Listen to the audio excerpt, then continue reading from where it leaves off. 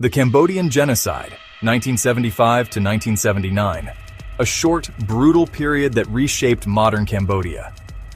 In the early 1970s, the violence of the Vietnam War spilled into Cambodia.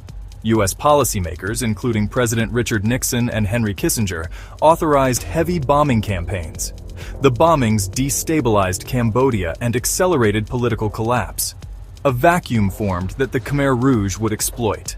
Led by Pol Pot, the Khmer Rouge grew from an insurgent movement. They fought a long insurgency and seized power in 1975. On April 17, 1975, Phnom Penh fell and the city was emptied overnight. Millions were forced into the countryside with little warning. Pol Pot sought a radical agrarian society. Money, schools, and private property were abolished. Religion and education were outlawed. Cities emptied to create collective farms. Families marched for miles to labor on state-run farms under brutal conditions. Those who resisted faced arrest, torture, or worse.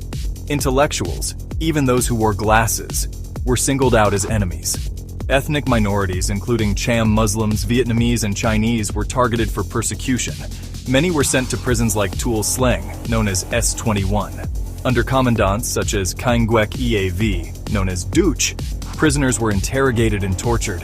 The killing fields at Cho Yung Ek are the grim evidence of mass execution. Famine, disease, overwork, and execution killed an estimated 1.7 to 2 million people, roughly a quarter of the population. Children were sometimes indoctrinated and even used as informants against their families. Families were torn apart. Generations lost teachers, doctors, and leaders. After repeated border clashes and mass killings of ethnic Vietnamese, Vietnam launched an invasion in December 1978. By January 1979, the Khmer Rouge regime was overthrown and the People's Republic of Kampuchea was established. Pol Pot and surviving leaders retreated to the border jungles and waged guerrilla war for years. Cambodia was left devastated. Infrastructure, education, and social fabric shattered. Decades later, the Khmer Rouge Tribunal sought justice. Top leaders, Nguyen Chi, Khieu Samphan, Ieng Sari, and others, faced charges. Duch was convicted for S21.